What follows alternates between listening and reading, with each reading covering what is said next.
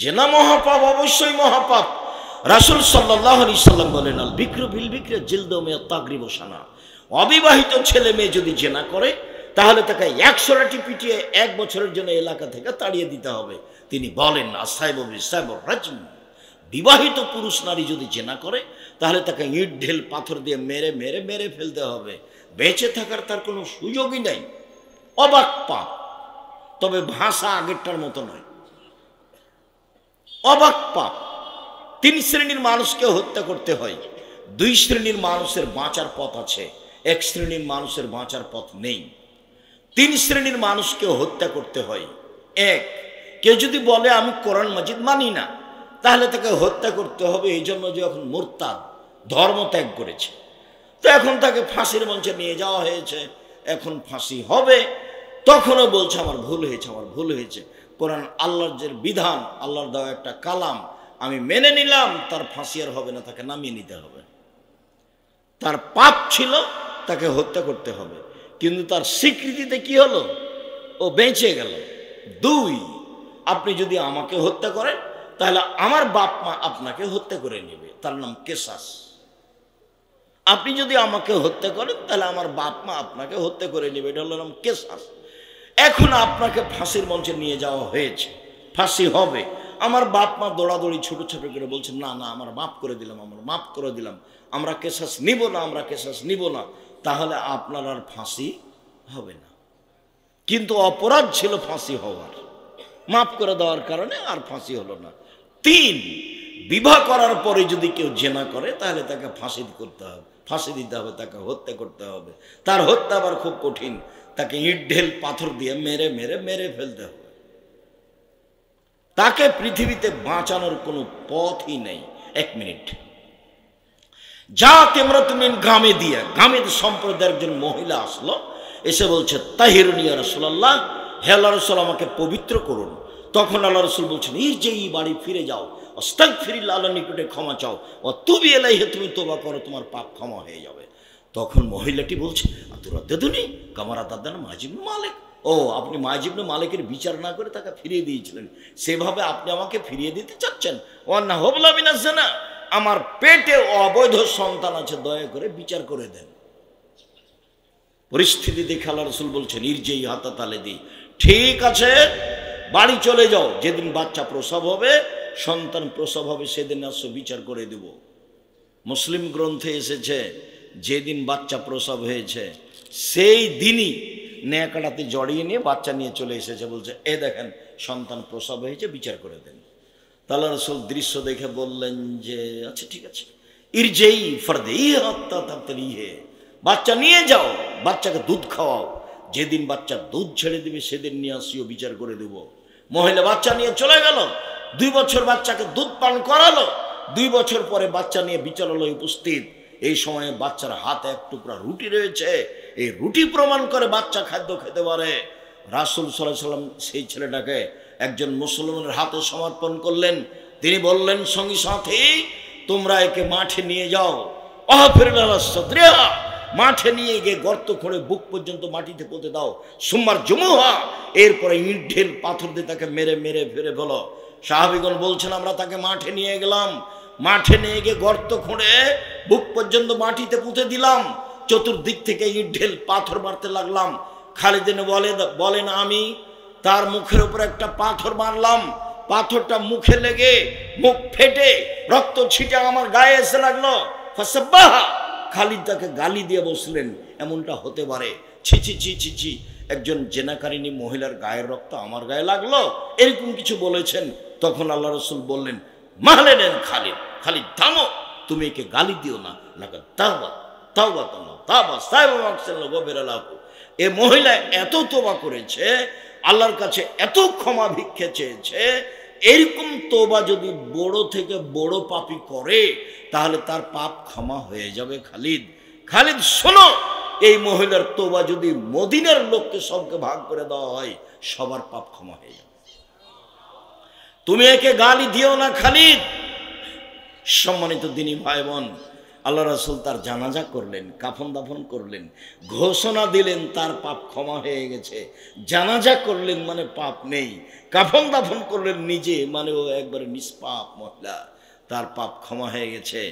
কিন্তু দুঃখিত, রাসূল সাল্লাল্লাহু আলাইহি সাল্লাম তার শাস্তি মাফ করতে পারলেন না।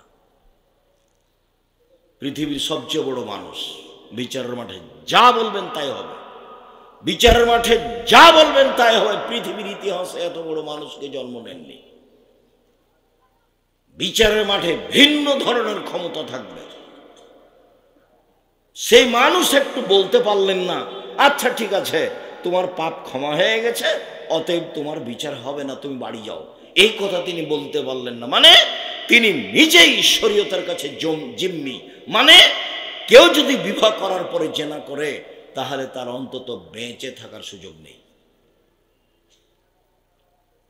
সে তোবা করলে পাপ ক্ষমা হতে পারে। এখন যেটা বলছি সেটা হলো এই, কত বড় মহাপাপ, বিচার হলো না, এখন যদিও ক্ষমা চাই ইনশাল্লাহ ক্ষমা হবে।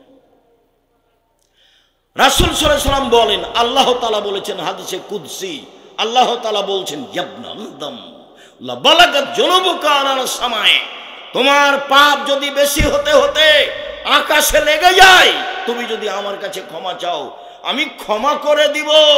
আমি পরোয়া করি না তুমি কত বড় পাপী, আমি পরোয়া করি না তুমি কত বড় পাপী, তুমি যেভাবে ডাকো আমি সেভাবে থাকি, তুমি যেভাবে আশা পোষণ করো সেভাবে আমি পূর্ণ করে থাকি। আমি পরোয়া করি না তুমি কত বড় পাপী, আমার কাছে ক্ষমা চাইলে ক্ষমা করে দিই। তুমি যেভাবে ডাকো আমি সেভাবে থাকি, তুমি যেভাবে আশা পোষণ করো সেভাবে আমি পূর্ণ করে থাকি। আমি পরোয়া করি না তুমি কত বড় পাপী, তুমি আমার কাছে ক্ষমা চাইলে ক্ষমা করে দিই। ক্ষমা পাওয়া যাবে আল্লাহর সাথে জড়িত পাপ। কিন্তু গীবত, দোকানে বসে যে আপনি বললেন যে অমুক খারাপ, এবার কি হবে? আর দল সংগঠন করতে গিয়ে যা তো করছেনই। তোমাদের এই ছেলেরা, তোমাদের দেখলে আমাকে অবাক মনে হয়, এ পশু প্রাণীর মতো করছো কেন? ছুটে বেড়াচ্ছ কেন এইভাবে? সিগারেটের তালে অমুকের পিছনে পিছনে ঘুরে বেড়াচ্ছ কেন? উপার্জনের 4টা পথ, কত দিন বললাম। এক হলো দিন মজুরি, সন্ধ্যায় টাকা শেষ, বাস মরে গেলে ঝামেলাও শেষ। 2 চাকরি, 25 দিনে টাকা শেষ হবে সাধারণত, 5 দিন ধার কর্জে চলবে। 3 জমি চাষ, সমান সমান না হয় লস। জমি চাষ কি ভাই বুঝেন আপনারা? জমি চাষ বুঝেন? বর্তমান যুগে জমি চাষ মানে যারা চাষি তাকে জিজ্ঞাসা করে দেখেন, আর খরচ আর আয় মিলে কাছাকাছি সমান সমান, আর না হলে লসই আসবে খুব ভালো করে হিসাব করলে। 4 ব্যবসা। তখন রাসূল সাল্লাল্লাহু আলাইহি সাল্লাম বলছেন, পৃথিবীর মানুষ শোনো, আত-তাজির আস-সাদুক আল-আমিন ইয়াকুনু ইয়াউমাল কিয়ামা শুহাদা সিদ্দিকুন আল-আম্বিয়া। বিচার মাঠে সত্যবাদী বিশ্বস্ত ব্যবসায়ীরা নবীদের সাথে সিদ্দিক শহীদদের সাথে থাকবেন। এই আবার কেমন এই যে উপার্জনের পথ, অবাক উপার্জনের পথ। এইভাবে আল্লাহ রাসূল বললেন কেন? এটা তো একটা বড় কথা। ব্যবসা করলে নবীর সাথে থাকা যায়, তাহাজ্জুদ পড়ে নবীর সাথে থাকা যাচ্ছে না। একজন সাহাবী বলছেন, ও রাতে অজুর পানি নিয়ে গেছে রাসূলের কাছে আর মেসর, তো রাসূল খুশি হয়ে গেছেন। খুশি হয়ে গিয়ে বলছেন, সালমা শেতা, আমি তোমার উপরে খুশি, চাও চাও কি চাও চাও, আমি খুব খুশি। তখন সাহাবী বলছেন, আসআলুকা মুরাফাকাতাকা ফিল জান্নাহ, আপনার সাথে আমি জান্নাতে থাকতে চাই। তখন আল্লাহ রাসূল বলছেন, আওয়াজ এরা জালেক, না না এটা নয়, এটা নয়, অন্য কিছু চাও, অন্য কিছু চাও। তখন সাহাবী বলছেন, হোয়া জাকা, ওটাই চাই, আপনার সাথেই থাকতে চাই, অন্য কিছু আমি চাই না। তখন আল্লাহ রাসূল বলছেন, আইনি আলা নাফসিক বিকাসরাতি সুজুদ, তাহলে তুমি আমাকে তাহাজ্জুদ পড়ে পড়ে সহযোগিতা করো, আমি তোমাকে জান্নাতে সাথে নিয়ে থাকতে পারবো না। তুমি তাহাজ্জুদ পড়ে আমাকে সহযোগিতা করো, তাহলে আমি তোমাকে সাথে নিয়ে থাকার চেষ্টা করব। আর অন্য এক জায়গাতে বলেছেন, কেউ যদি 2টা মেয়ের লালন পালন করে, দুইটা মেয়ের যদি কেউ লালন পালন করে, তাহলে সেই পিতা আর আমি মুহাম্মদ সাল্লাল্লাহু আলাইহি সাল্লাম জান্নাতে এভাবে থাকবো, একসাথে জমা লেগে থাকবো। কিন্তু আমি আর আপনি যেভাবে লালন পালন বুঝেছি সেটা নয়। তখন আল্লাহ রাসূল বলেছেন ফা আল্লামাহুন্না, তাকে বিদ্যা শিখিয়ে দিয়েছে, ও আদাবাহুন্না, তাকে শিষ্টাচার শিখিয়ে দিয়েছে, ওয়াহসানা ইলাইহিন্না, তার সাথে সদাচরণ করেছে। তাহলে সেই পিতা আর আমি জান্নাতে এভাবে থাকবো। তা আপনার মেয়ের নখটা বড় আছে, বলেন তো এটা কোন শিষ্টাচার? নখের নেইল পালিশ আছে, বলেন তো এটা কোন শিষ্টাচার? ইহুদি খ্রিস্টানদের পতিতালয়ের মেয়েরা নখে নেইল পালিশ দেয়, ইহুদি খ্রিস্টানদের পতিতালয়ের মেয়েরা নখে নেইল পালিশ দেয়। তো আপনার মেয়ের নখে নেইল পালিশ আছে, বলেন এটা কোন শিষ্টাচার? কপালে টিপ দেওয়া আছে, এটা কোন শিষ্টাচার? ভুরু তুলে চিকন করা আছে, বলেন তো এটা কোন শিষ্টাচার? দাঁত ছিলে করা আছে পরিষ্কার ফাঁকা ফাঁকা, বলেন তো এটা কোন শিষ্টাচার? পরচুলা মাথায় দিয়ে খোপা বড় করা আছে, বলেন তো এটা কোন শিষ্টাচার? যারা পরচুলা ব্যবহার করে, যারা উল্কি করে, যারা আপনার ভুরু তুলে চিকন করে, আল্লাহ রাসূল বলছেন তাদের উপরে অভিশাপ, তাদের উপরে অভিশাপ, তাদের উপরে অভিশাপ। এইভাবে আল্লাহ রাসূল বললেন, বলেন তো এটা কোন শিষ্টাচার? এখনো আপনার মেয়ে ভ্যানিটি ব্যাগ হাতে করে আপনার ওই ফ্যাশন বোরকা পরে এখানে বসে আছে, ধর্ম দেখাচ্ছে আপনার সামনে। আপনি নাকি বাপ, আমি আপনাকে বাপ বলে স্বীকৃতি দিইনি, আপনার মেয়েকে বলেছি তোমার আপনাকে যেন চাচা বলে ডাকে। ওটা তো আজকের কথা নয়, আগে থেকে আমি এটা দুঃখে বলেছি। আপনি তো তার চাচা নন, আপনি তো সত্যিই বাপ, কিন্তু আপনাকে ভাবে লাগে যে আপনি তার চাচা, আপনার কাজে লাগে যে আপনি তার চাচা। কেননা আপনি তো বাপ নন। আপনাকে আমি কতদিন দেখালাম বাপ কাকে বলে, পিতা কাকে বলে, পিতার কত শক্ত পদক্ষেপ। আয়েশা রাদিয়াল্লাহু তাআলা আনহা বলেন, আমরা সফর থেকে আসলাম, আমার গলায় হার ছিল, হারিয়ে গেল, খুঁজে পাচ্ছি না, জনগণ আটকা পড়ে গেল, পানি নেই, অজু করতে পারি না, এখান থেকে যেতেও পারি না হার খুঁজে না পাওয়ার কারণে। জনগণ আমার কাছে, আমার আব্বার কাছে অভিযোগ করলো। জনগণ বলল, আপনি জানেন আপনার মেয়ে কি ঘটিয়েছে? কি ঘটিয়েছে? আপনার মেয়ে হার হারিয়েছে, হার খুঁজেও পাচ্ছি না, যেতেও পারছি না। আয়েশা নিজে বলছেন, আমার বড় বোনের কাছ থেকে হারটা চেয়ে নিয়ে এসেছিলাম, আমিও বড় দুঃখিত, হার না পাওয়ার কারণে যেতে পারছি না। তিনি বলছেন, আবু বকর সিদ্দিক আমার কাছে আসলেন, বাপের নাম উল্লেখ করে বলছেন, লাখাজানি লাখজাদান শাদীদা, আমার কোমরের উপরে এত জোরে মারলেন। ওই সময় আমার স্বামী আমার উরু রানের উপরে মাথা দিয়ে ঘুমিয়েছিলেন। আমার স্বামী আমার উরু রানের উপরে মাথা দিয়ে না ঘুমালে মায়ের কারণে আমি দূরে সরে যেতাম। আমার বাপ আমাকে এত জোরে মারলেন, আবু বকর সিদ্দিক আমাকে এত জোরে মারলেন। আমি আবার একটু কথাটা স্পষ্ট করি, মেয়ের উরু রানের উপরে মাথা দিয়ে ঘুমিয়ে আছেন জামাই। আমাদের দেশের পিতারা মেয়েকে মারা তো দূরের কথা, ওইদিকে আগিয়ে যদি গিয়ে দেখে যে এরকম অবস্থা, তাহলে পিতা চট করে এভাবে ঘুরে যাবে। বুঝা গেল না কথা? মনে হয় এই দৃশ্য দেখলে বাপ ওইদিকে আগিয়ে যাবে? আমাদের দেশে যাবেন না। দেখেন এই অবস্থায় গিয়ে মেরে দিলেন, আর বলছেন যে লাখজাতান শাদীদা, খুব জোরে মেরেছেন। পৃথিবীর সবচেয়ে বড় মানুষে মারলেন, নবী রাসূল ব্যতীত আদম থেকে নিয়ে কিয়ামত পর্যন্ত আবু বকর সিদ্দিক রাদিয়াল্লাহু তাআলা আনহু তো কোনো মানুষ জন্ম নেয়নি। পৃথিবীর ইতিহাসে আয়েশার চেয়ে বড় মহিলা কেউ জন্ম নেয়নি। পৃথিবীর ইতিহাসে মুহাম্মদ সাল্লাল্লাহু আলাইহি সাল্লামের চেয়ে দামি সম্মানী কোনো নবী জন্ম নেননি। সবচেয়ে বড় মানুষে মারলেন, আবু বকর সিদ্দিক রাদিয়াল্লাহু তাআলা আনহু মারলেন। সবচেয়ে বড় মহিলাকে মারলেন, আয়েশা রাদিয়াল্লাহু তাআলা আনহাকে মারলেন। সবচেয়ে বড় মানুষের সামনে মারলেন, মুহাম্মদ সাল্লাল্লাহু আলাইহি সাল্লামের সামনে মারলেন। এত বড় মানুষে, এত বড় মহিলাকে এত বড় মানুষের সামনে মেরে দিলেন। দিন দুপুরে মারলেন, 1400 মানুষের সামনে মারলেন, খোলা মাঠে মারলেন, পূর্ণ যুবতী মেয়েকে মারলেন, বিবাহদারী মেয়েকে মারলেন, জামাইয়ের সামনে মারলেন। পৃথিবীর সবচেয়ে বড় মানুষে মারলেন, পৃথিবীর সবচেয়ে বড় মহিলাকে মারলেন, পৃথিবীর সবচেয়ে বড় মানুষের সামনে মারলেন, হাত দিয়ে মারলেন, জামাইয়ের সামনে মারলেন, পূর্ণ যুবতী মেয়েকে মারলেন, বিবাহদারী মেয়েকে মারলেন, খোলা মাঠে মারলেন, প্রায় 1400 মানুষের সামনে মারলেন। এত বড় বাপে এত বড় বেটিকে এইটুকু ভুলের কারণে মেরে দিলেন। আর আপনার মেয়ে ক্লাস 10-এ পড়ে, ইন্টার পাস করেছে, নখ বড় করে নখে নেইল পালিশ দিয়ে ঘুরে, আপনি আপনার কিছুই বলেন না, আপনি আবার বাপ। ছি,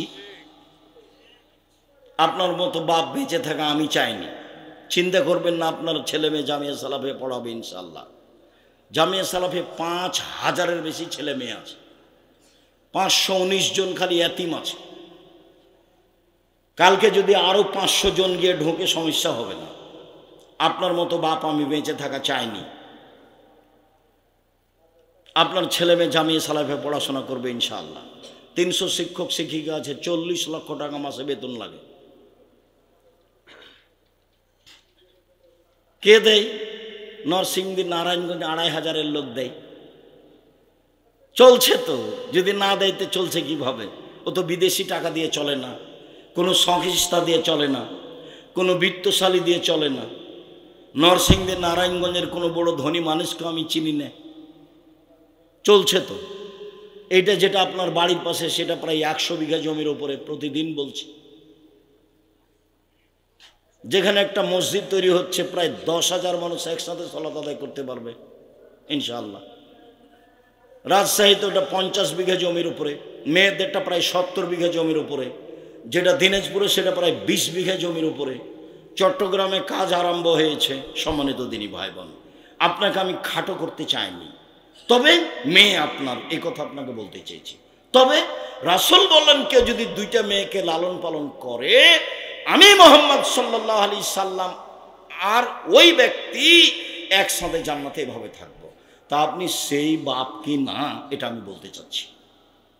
আপনার তো 2টা মেয়ে আছে, বিবাহ সাথী তো দিয়েছেন, তা আপনি নবীর সাথে থাকতে পাবেন তো থাকেন। এখন মেয়ের নখ বড় আছে, মেয়ে পরচুলা ব্যবহার করে, খোপা করে চলে, আপনি তাকে দেখতে পান ঢং ঢং করে ঘুরে বেড়াই, ফ্যাশন বোরকা পরে ঘুরে বেড়াই, ভ্যানিটি ব্যাগ দিয়ে ঘুরে বেড়াই, বাজারে যাই। বাজারে যাবে কেন? ওর বাপ মরে গেছে, ওর শ্বশুর মরেছে, ওর দেবর মরেছে, ওর ভাসুর মরেছে, ওর বোনের ছেলে মরেছে, ওর ভাইয়ের ছেলে মরেছে, জাতি ধ্বংস করেছে, একাই বেঁচে আছে, তাই তাকে বাজারে যেতে হবে। বাজারে যাবে কেন? ওর শরম হয় না কেন? ওর হায়া হয় না কেন? ওর লজ্জা হয় না কেন? তার ইতস্তবোধ হয় না কেন? তাকে কেউ ঠেকায় না কেন? তার বাপ ঠেকায় না কেন? তার স্বামী তাকে ঠেকায় না কেন? তার ভাইয়েরা তাকে ঠেকায় না কেন? তাকে বাধা দেয় না কেন? ঢং ঢং করে এসেছে, আবার চলে গেছে, যাবে কেন? ওর বাপ নাই, ওকে হিন্দুর মেয়ে, যাবে কেন? কেন যাবে? আপনি তো বেঁচে আছেন। এই যে দেখেন বাপ কেমন দেখালাম, 1 মিনিট, ওটা তো বাপ। হাদিস তো বুখারী মুসলিম। দেখলেন না, জামাইয়ের সামনে মেরে দিলেন। উনি বলছেন লাকা জানি লাকসাতান শাদীদা, খুব জোরে মারলেন। আয়েশা রাদিয়াল্লাহু তাআলা বলছেন, 7 ছেলের মা হয়ে গেল, বেটি কোনোদিন বাপের কাছে বড় হয় না। বিবাহ হয়ে গেল, বেটি কোনোদিন বাপের কাছে বড় হয় না। কোথা থেকে কথা এসেছে? কথা এসেছে যে সত্যবাদী ব্যবসায়ীরা কাদের সাথে থাকবে? জান্নাতের নবীদের সাথে থাকবে। বিশাল ব্যাপার। আব্দুর রাজ্জাক সাহেব একটু বলবেন কি ঘটনাটা কি? আসলে ঘটনা যে কি, সন্ধ্যায় টাকা শেষ যার, সে কি অসহায় মানুষের সহযোগিতা করতে পারবে? চাকরি করে যে 25 দিনে টাকা শেষ, ও কি এতিম অসহায় মানুষকে সহযোগিতা করতে পারবে? না। জমি চাষ করে যে, হয় সমান সমান না হয় লস, ও কি পারবে? কে পারবে? যে ব্যবসা করে সেই পারবে। এই জন্যই ঘটনা আছে, এটাই কারণ। ওকে আল্লাহ রাসূল আরো উদ্বুদ্ধ করছেন এভাবে, এই শুনো, ইয়া মাশারাত তুজ্জার ইন্নাল বাইয়া তাহাজারুল কিযবুল হালাল। ব্যবসায়ীরা শোনো, ব্যবসা করতে গেলে মিথ্যা কথা চলে আসে অজান্তে, কসম চলে আসে। ফাসবহু বিসাদকা, কিছু দান করে দাও মিটে যাবে, কিছু দান করে দাও মিটে যাবে। এটা তো আবার উৎসাহিত করলেন। আর যখন তিনি মদিনায় থাকলেন, তখন একজন পার্টনার, তার সহকারী ব্যবসায়ী, তার সাথে দেখা, তখন স্বাগতম জানাচ্ছে, ধন্যবাদ, তুমি আমার মুসলিম ভাই, তুমি আমার ব্যবসায়ী পার্টনার। আল্লাহ রাসূল বলছেন, স্বাগত তোমাকে, তুমি এখন আমার মুসলিম ভাই, তুমি আমার ব্যবসায়ী পার্টনার। পার্টনারে ব্যবসা করলে দুইজনে যদি করেন তৃতীয় জন আল্লাহ, 10 জন যদি করেন তাহলে 11তম আল্লাহ। তো কি হবে? খুব ভালো হবে। একজন যদি ফাঁকি দিয়ে আর একজনকে ফাঁকি 10 টাকা নিয়ে নেই, তখন আল্লাহ বলবেন যে এবার তোমরা করো, আমি গেলাম। তখন মারামারি লেগে যাবে, জেল হাজত হবে, সব চলে যাবে। সম্মানিত দিনী ভাই বোন, মহান আল্লাহ বলেন, ওয়াইলুল লিকুল্লি হুমাজাতিল লুমাজা, সামনে নিন্দা করে যে, পিছনে নিন্দা করে যে, সুনিশ্চিত জাহান্নামে যাবে সে। এই চলে বসো, কয়েক মিনিট থামো, তুমি ব্যস্ততা দেখাচ্ছ কেন? আমি তো রাজশাহী থেকে এসেছি, জুমার খুতবা দিয়েছি, তোমার সাথে কথা বলার জন্য অপেক্ষা করছি। গত রাত্রে কথা বলেছি, এখন বলছি, সামনে রাতে বলবো ইনশাআল্লাহ, ক্লাসও আছে। তুমি আমাকে বেশি ক্লান্তি দেখাচ্ছ? তোমার জন্য এসেছি, আমি তো আর নির্বাচন ভোট চাইতে আসিনি। ধৈর্যের পরিচয় দিয়ে কিছুক্ষণ অপেক্ষা করুন। রাসূল সাল্লাল্লাহু আলাইহি সাল্লাম বলেন, লা ইয়াদখুলুল জান্নাতা কাত্তাত ওয়া ফিরায়াদিন নাম্মাম, চুগলখোর যে সে জান্নাতে যাবে না। চুগলখোর কে? এইখানে এক কথা বলে, ওইখানে এক কথা বলে, এর বদনাম ওখানে করে, ওর বদনাম এখানে করে, ও জান্নাতে যাবে না। বদনামের ফলাফল জাহান্নাম। আবু হুরায়রা রাদিয়াল্লাহু তাআলা আনহু বলেন, রাসূল সাল্লাল্লাহু আলাইহি সাল্লাম বলেছেন, তাজদুনা শাররান নাসে ইয়াউমাল কিয়ামা আল্লাযী ইয়াতি বিহাওলাই ওয়া ইয়াতি বিহাওলাই। পৃথিবীর মানুষ শুনে রেখো, বিচার মাঠে সবচেয়ে নিকৃষ্ট মানুষ হবে বদনামকারী, পরনিন্দা করে যে। এখানে এক কথা বলে, ওইখানে এক কথা বলে। চোর খারাপ, জেনাকার খারাপ, সুদখোর খারাপ, তবে সবচেয়ে বিচার মাঠে সবচেয়ে খারাপ মানুষ নয়। বিচার মাঠে সবচেয়ে খারাপ মানুষ হবে যে মানুষের বদনাম করে। শুনুন, রাসূল সাল্লাল্লাহু আলাইহি সাল্লাম বলেন, মান কানা যা ওয়াজহাইনে ফি দুনিয়া কানা লাহু লিসানানে মিন নার ইয়াউমাল কিয়ামা। যারা মানুষের বদনাম করে তার মুখে বিচার মাঠে 2টা আগুনের জিহ্বা হবে, 2টা। এখন তো মাশাআল্লাহ ছোট ছোট স্কুল হয়েছে, হেড মানে মাথা আর হ্যান্ড মানে হাত দিয়ে বলছে আমার ছেলে ইংরেজি জানে। ওর মা ওদেরকে নিয়ে যাচ্ছে, যে 8 জন 10 জন 20 জন 50 জন ছেলের মা এক জায়গাতে বসে কি না বদনাম করছে। ও তো মহিলা মানুষ, মাস্টার ডিগ্রি পাস করলে কি হবে, ওর বুদ্ধি নাই, এই কথা আল্লাহ নবী বলছে। ও দেশ চালালে কি হবে, ওর বুদ্ধি নাই, এই কথা কে বলেছেন? মুহাম্মদ সাল্লাল্লাহু আলাইহি সাল্লাম বলেছেন। বদনাম গীবাত কি জিনিস ও ভাবা প্রয়োজন মনে করে না। হাতে একটা ভ্যানিটি ব্যাগ আছে, হ্যাঁ হ্যাঁ হ্যাঁ করে আর গল্প করে আর বসে থাকে। ওর কাছে লজ্জা আছে, ওর কাছে শরম আছে, ওর কাছে ঈমান আছে, ওর কাছে হায়া আছে, ওর স্বামী আছে, ওর দেবর আছে, ওর ভাসুর আছে, ওর বাপ আছে, ওর শ্বশুর আছে, ওর কেউ নেই। এমনি ঘুরে থাকে দুনিয়াতে, যাচ্ছে আসছে এভাবে। কেন হবে? কেন হবে? কি পেয়েছেন আপনি? পশু প্রাণীর মতো জীবন কেন? বুঝেও বুঝে না ওরা, অন্তর আছে বুঝে না, দেখেও দেখে না ওরা, চক্ষু আছে দেখে না, শুনেও শুনে না ওরা, কান আছে শোনে না। উলাইকা কাল আনাম, তারা পশু প্রাণীর মতো, তারা গরু ছাগলের মতো, তারা কুকুর শিরীলের মতো, বালুমাজাল বরং তার চেয়ে খারাপ। আপনার জীবন কুকুর শ্রীগালের চেয়েও খারাপ।